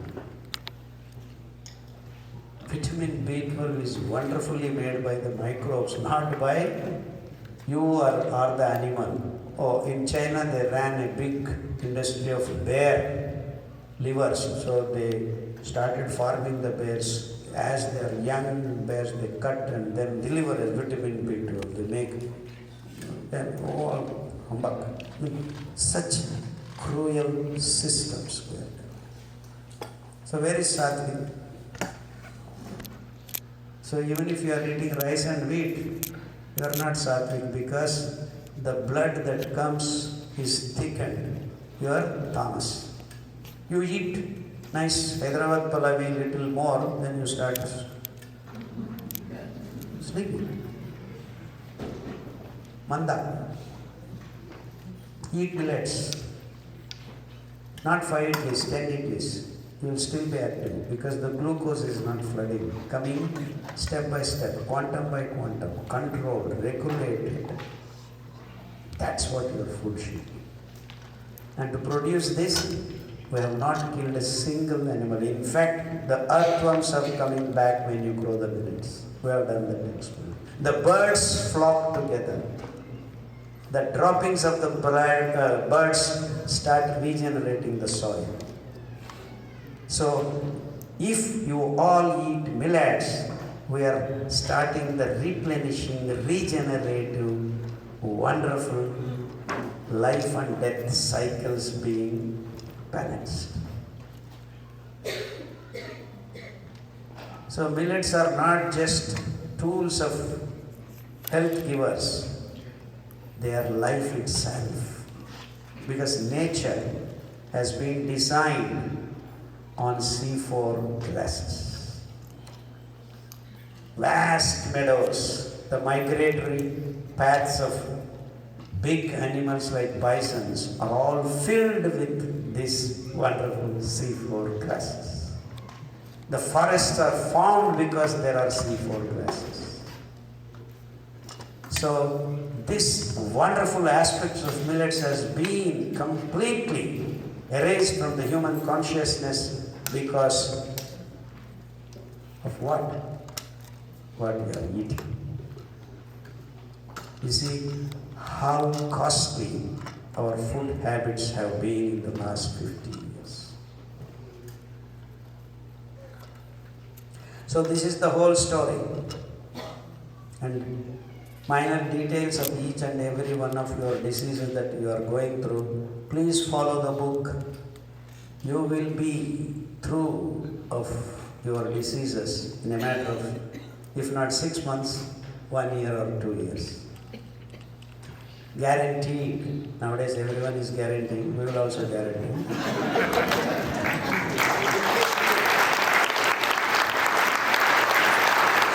So, at the end of the day, I am very happy to just let you know that there is a way to be healthy, and it is very simple. Thank you.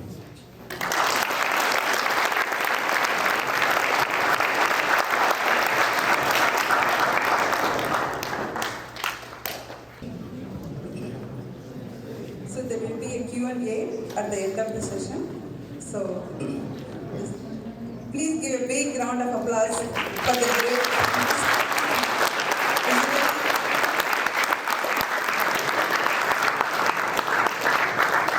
great scientist, visionary and millet man of India, Padma Shri awardee, Dr. KHADAR Valli.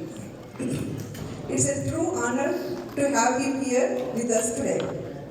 Sir, your words are always deeply inspiring. Every time we hear you speak, we learn something new. Each message a meaningful addition to our knowledge and awareness. Thank you so much, sir.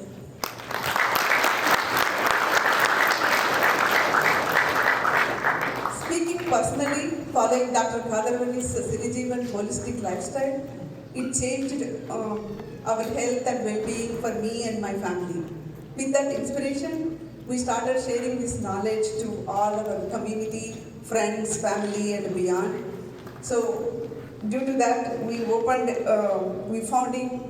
to that journey, we founding our Sirisavaka non-profit organization, which is dedicated to supporting Dr. KHADAR VALLI's mission. I had a great privilege working closely with Dr. KHADAR VALLI in naming the organization and in designing the logo. An experience I always cherish. Thank you so much, sir. Sawaka means it's a well-being in Japanese. Sawaka, and we came up with the abbreviation like sustainable one wellness for all knowing awareness. So that was that KHADAR sir came up with that.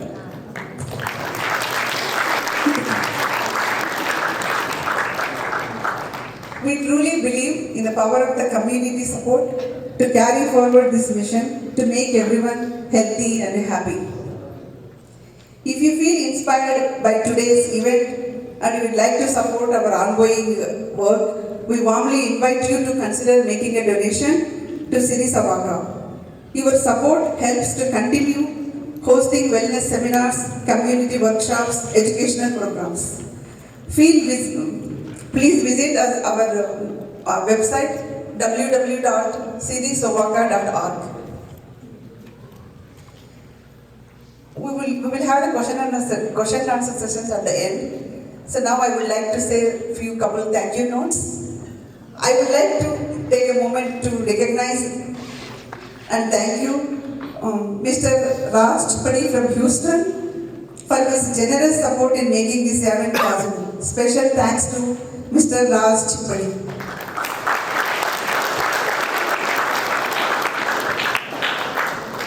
Thank you to the entire Sirisavaka team for dedication and hard work. This event could not have happened without the involvement and constant support of my better half Ramesh Tola, who helped coordinate every aspect of this event. And also thank you to Uma Bodamagutta, Venu Kanaganti, Sunita Kandula, Srinivas, Banu for their efforts and dedication.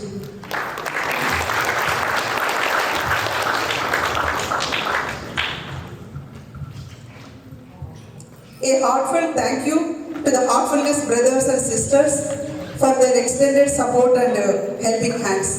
Nikhil, Arati, Babu, Geeta, Saumitra, Siddhi, Priya, Neetu, etc.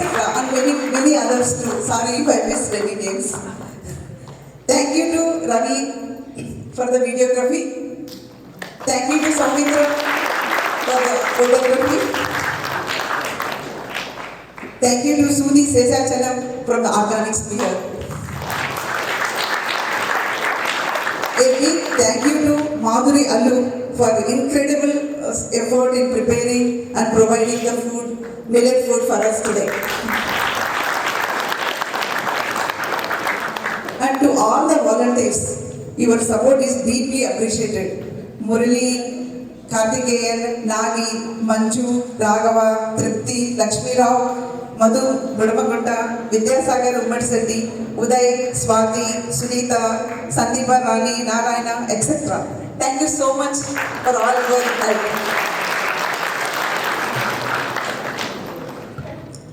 For those who signed up to pick up the millet food boxes, we kindly have patience and cooperation during the distribution process.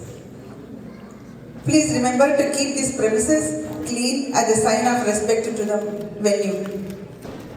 We look forward to seeing you again in the upcoming millet event. We would like to continue with the question and answer sessions. If you would like to stay here, you can. Otherwise, we can go and pick up your food boxes.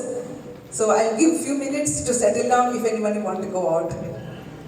First of all, I really, from the bottom of my heart, I thank you, KHADAR sir, for the amazing presentation. And one thing I'm remembering now, I live very close to KHADAR sir in Mysore, so I'm going to talk to him later. We haven't met, but it's going to be amazing. So yes, I get it. So I have two questions. One is, most of us use microwave. It could be heating millets. We can make every day. Can we make a lot of millets for a week? Can we heat it? So do you recommend microwave in general, or any concerns using the microwave? Yeah, microwaves are not that good, but once in a while it's okay, because it is going to disturb the bonds, the chemical bonds, and if you overdo it, the nature of food completely changes. So it's okay once in a while, and just heating, but you cannot have 10 minutes, 15 minutes of microwaving and all. So just warming up, that too once in a while is okay, but we have a natural, simple method. Keep your food that you want to warm in a strainer and just steam for 3-4 minutes. It will be as good as fresh food. So, which doesn't cause any unhealthy condition in your food. So, fantastic, it's a good question. We found the alternative way of doing it, and this is ancient method. Ancient means I'm talking about 10,000 years ago, they knew how to reheat food, that is through steaming. Yeah, thank you. I should thank all the people whom she has thanked. So beautiful. And we were staying in Tolla's house, and she's a very good cook. Catch hold of her. Today we had, it is neither dosa nor roti, but it is just like omelette, made with millets. So you can have all your fancy sandwiches, whatever you want. Just make that and then put it in between two breads, which can be made by millets. So she is a wonderful cook. She makes all kinds of things, and there is a cookbook called Pakasiri you can download, and you can start cooking. And if you have little problems, catch hold of her. She will guide you. We have been eating in the last 2-3 days. Good stuff. We didn't miss anything. Thank you, sir.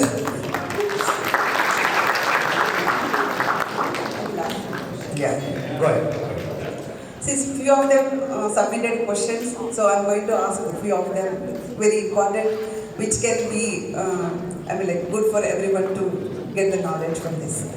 So what are the nutritional differences between the whole millets that are ground and roasted into flour, millet cookies and flattened millets? Keep the cookies outside, because cookies are made in different ways in the market.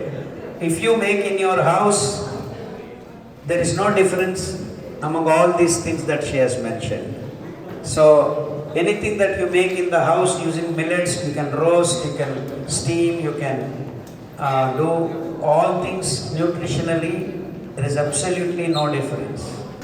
So make all varieties of food, make with your hands in your kitchen.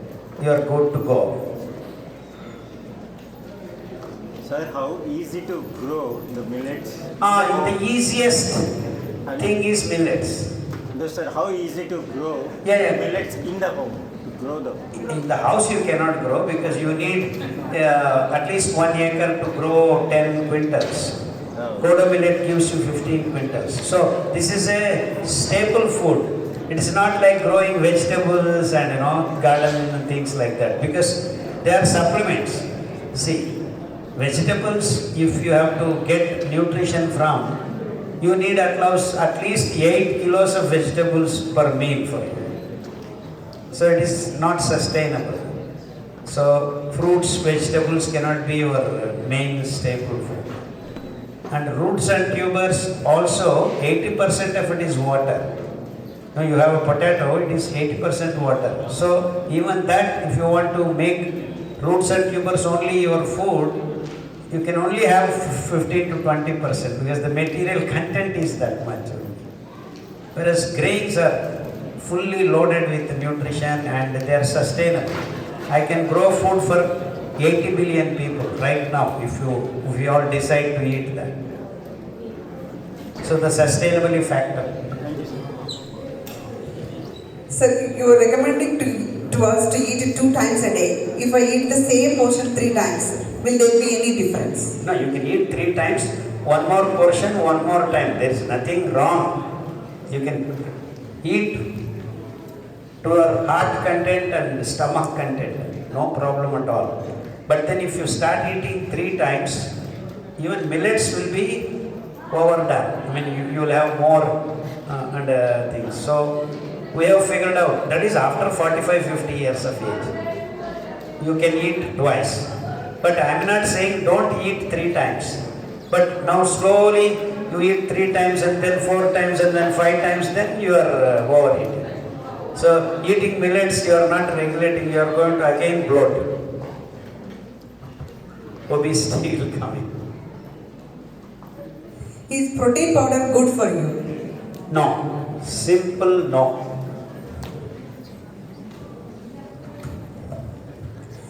Kashayams, can we drink neem leaf powder, nothing leaf powder, morning, etc., dried leaf powders, directly mixing in water?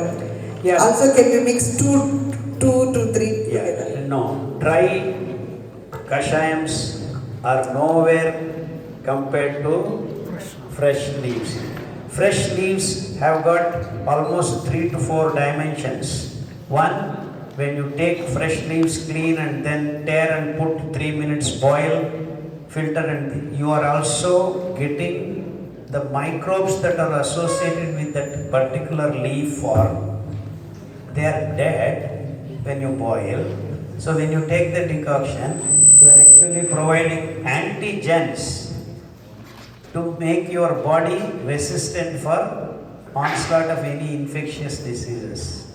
So Kashayam first job is to provide you immunity from within, and second, each green leaf, if it is mint, it is methi, it is neem, has its own phytochemicals that fulfill the antioxidant property of particular part or disease. Like Bryophyllum pinnata, it can even remove the stones from your kidney within 3 weeks.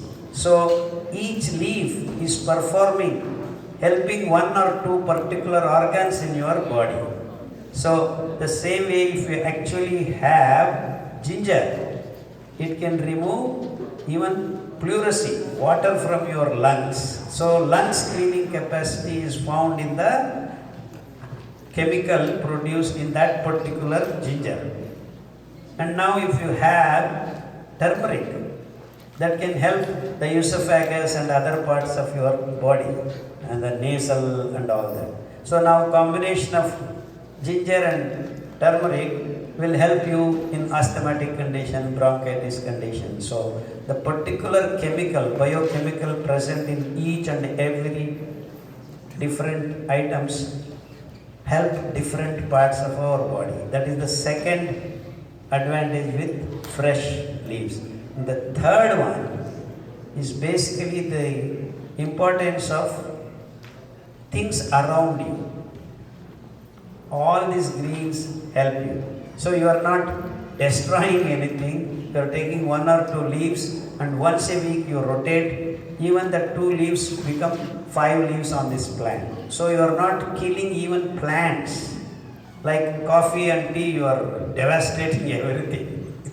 So it is an added advantage when you take green leaves. You are stopping coffee and tea and saving the whole planet Earth from these addictions also. So these 3 important reasons why you should take decoctions rather than coffee and tea. And if you are getting out of this coffee, tea, generally people drink after breakfast. You can drink the decoction after breakfast also, just to keep coffee and tea away. But decoctions work best, healing properties, when you take before food. So decoctions are before food, but they can also help remove you the addiction. You can have a cup of decoction after breakfast also, but for sure have before food. Now, have I answered the question? Yeah. Decoctions, they are very important. Why do we have to consume ambali every day? Once the gut has a good microbes, will they not survive and reproduce without need to replenish every day? Now whole human race doesn't have gut microbes. So minimum of 6 months you need daily to replenish. Once it is replenished also, you are not going to stop eating sugar or antibiotics, this and that. So you have the rampage of removing the microbes on a daily basis. So it becomes your job to replenish on a daily basis, even if you are happy and healthy. And I believe coming next 10-15 years, we are still in that road of destroying. So everyone, it becomes mandatory at least to have once a day ambali. Am I making it clear? So clay pot use question. Yeah, clay pot. We know that FDA adds Prop 65 cancer warnings for some crops grown in specific countries for heavy metal. Using clay pot regularly, how do we know if the clay pot doesn't have heavy metals or bad elements such as arsenic, lead, etc.? What is the size of the pot?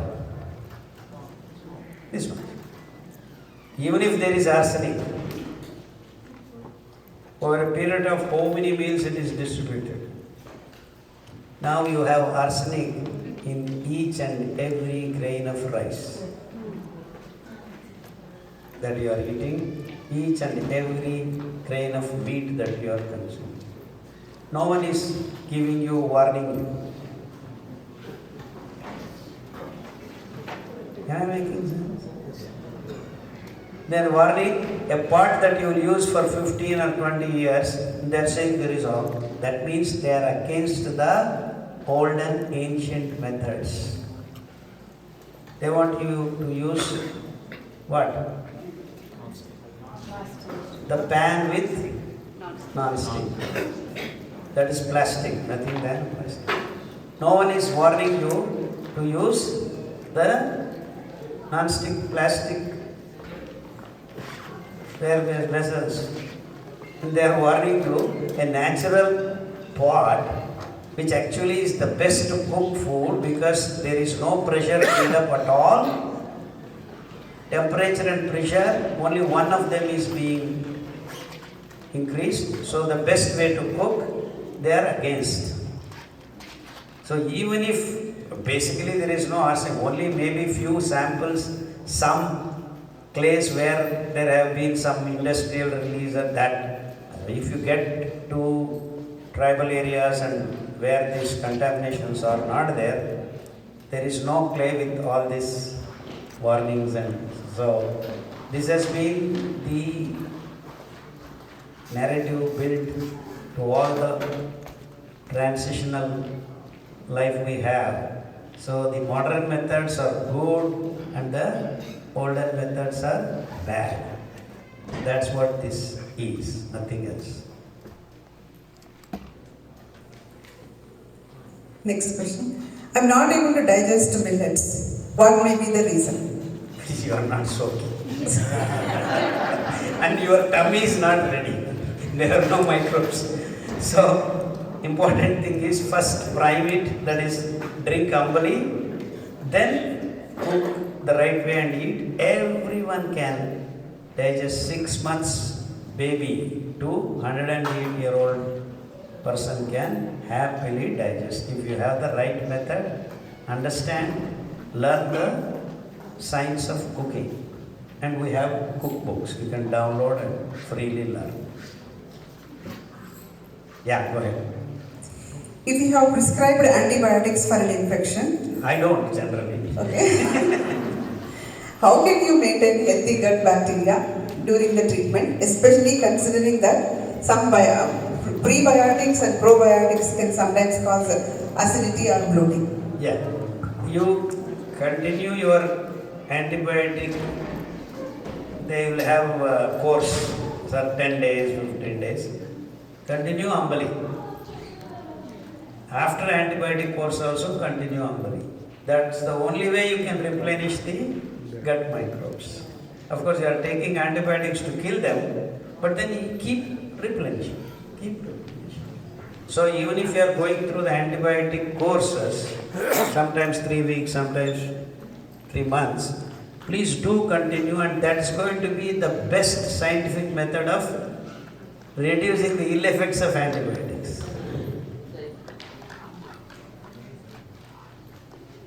Yeah. Which millet should we eat in which season? What is the best for kids? All these 10 millets are good for kids.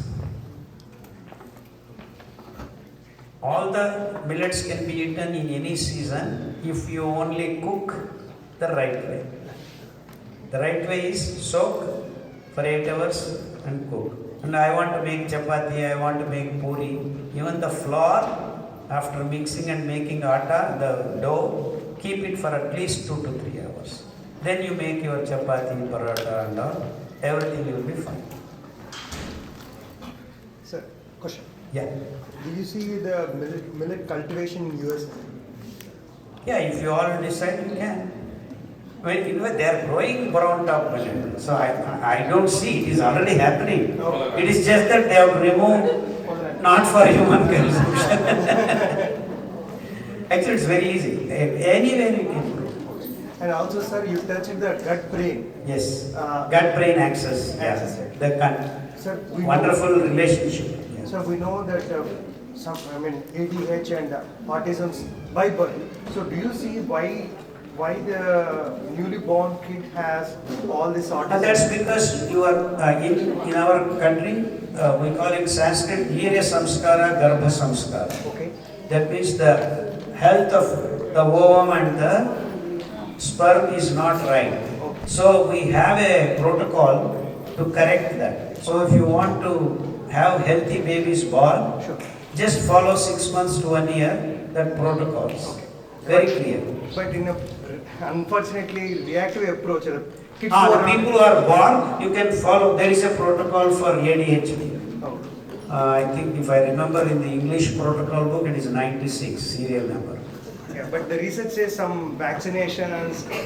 No, they are partly reasons, but if the health of the sperm and the ovum is the basic reason why we have the diseased condition. And that might enhance. The vaccinations may be adding another 3-4%. Not only vaccines, even the antibiotics, milk. Thank you. If I boil millet more than 50 minutes, what will happen? Which one? The millets? For No problem. Up to 15-20 minutes. 5 minutes to 10 minutes is good enough when you have soaked it well. You can, by mistake, you are boiled for 15 minutes, no problem. If water is there, that's good. So we add little more water. Great. Is any form of milk bad? Yes, animal milk is bad for humans. Even in ghee form? Ghee, if you have the good milk, because it is fermented, I can say it's okay. But you need to have the right milk to get good ghee. Okay, and the right milk is A2 or even A2 is? All are the same, you have IVF for... I mean, Costco started selling A2. A1 is inbuilt IVF. For A2 also, you have only IVF. There are no bulls around. Thank you, KHADAR. I mean, you have been inspiration and God sent for so many of us. I also like to thank Ramesh Garu. I mean, I learned so much from him, and we have been following, all the Vali and other millet programs at home. But one question I had was, we were always confused. Definitely, millets is providing great probiotics. The other thing is, we take other things. Millets like, only can provide. Yeah, but we are doing other things like kombucha, ginger bark. Oh, they are all not even 5%. Kimchi. Yeah, they are all just vegetables. 5%. Okay. Beyond that, they cannot. But this is the real thing. Okay. This is the thing. When Saul said that 18,000 varieties of Gut microbes. that you You cannot get. That is one or two things. Including your curds. Lactobacillus is one of the anaerobic bacteria. I mean, you are comparing apples and oranges. It's absolutely different. Qualitatively. Hello. No. We have been watching your videos and they're very inspirational, and we are trying to follow your recipes, somebody and others. So my question is, like, you talked about all the physical ailments like diabetes, gastric, other things, but does millets help in mental health issues also? Absolutely. We have 2-page protocol.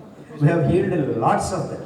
Like Schizophrenia, depression, anxiety, insomnia, I mean, even phobias.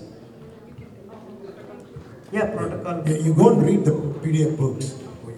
First 18 pages you have to read. Okay, after that you go to your disease. You know, mental illness, there are 2 pages. Protocol, separate. I have a quick question. I am sure lot many people will have this thing. So, if few leaves are not available here in US for kashayam in the protocol, like say you have mentioned 5 leaves, but we can just get 2 Yeah. leaves, then what should we do? Yeah, of course, the right approach is a naturalist living in America should work out the leaf systems that you have here. But then in the last 1 week I am here, I have figured out there are 4 leaves that are easily available for everyone in American continent are pine leaves, sugar maple, pine leaves, sugar maple and live oak.